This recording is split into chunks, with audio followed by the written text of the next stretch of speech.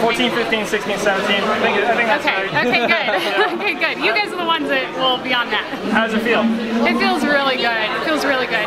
I don't know. I mean, every championship has its own thing that you kind of focus on, or I'm sorry, that it has its own things that you worry about, you know. And so I think the heat was such an overwhelming kind of front of the mind thing that I got partway through the race and I was like, oh my gosh, it's really windy. Why didn't no one warn me about the wind? You know. So it's funny how you plan for one thing and then other things come into your mind.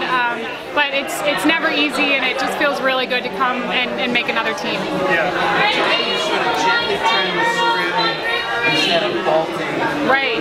Yeah, I really felt strongly that the majority of the field in this heat wasn't going to be able to just slowly ramp it up. And I knew that even if, you know, if you're leading, you have to like bridge that gap between not being foolish and being, you know, the leader that everybody just keys off of. And so I felt like today with the conditions, it was really about just like slowly, gently ramping it up and really kind of taking control, but like protecting being top 3. Because if I get out kicked, I don't want to get out kicked. I wanted to win today, but you got to make sure that only a few people, you know, you can still be top 3. Yeah, I haven't been on a team with Sarah since 2008 or something when we were both Buffaloes.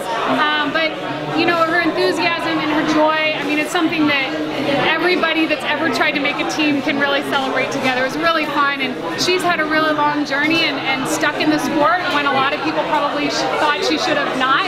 And so to see that journey then come this far, how can you not be happy for someone like that?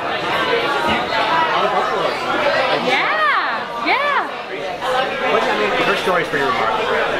What is it? It's just perseverance, right? Right, it's sticking in it, and you know what? Speaking of lots of Buffaloes, one of the reasons I went to Colorado was because I saw a lot of Colorado athletes that could then go on and run post-collegiately.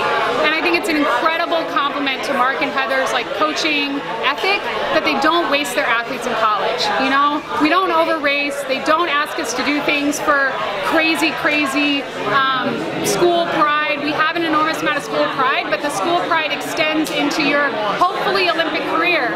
And they've proven over and over and over with athletes that stay and athletes that don't stay that they can have a long, happy running career afterwards. And I'm really happy for them that they have that legacy. The Olympic champion got beat today in the men's race, but you won. You kept your streak alive. How do you stay so consistent year after year? You know, I think it was maybe you that asked if I was disappointed after free. Yeah. That's part of it, is learning how to like deal with disappointment and come back just as strong the next race. And that is something that you're not automatically good at. You have to work at it. You have to like know how to be able to turn the page and say, the disappointment of free is behind me, and even though it occasionally pops up in my psyche, I'm still the runner that won the bronze medal. I'm still the runner that has won 3 championships, and that's a runner that's going to show up today. So I'm glad I was able to do that. All right, congratulations. Do you think you're still physically as good as you were last year? Yeah, I definitely think, and I think today I showed I could run a really controlled race at 4:06 and stay on it and make the team, and so I definitely think I'm on pace for last year or better. Cool, thanks, Sam. Yeah.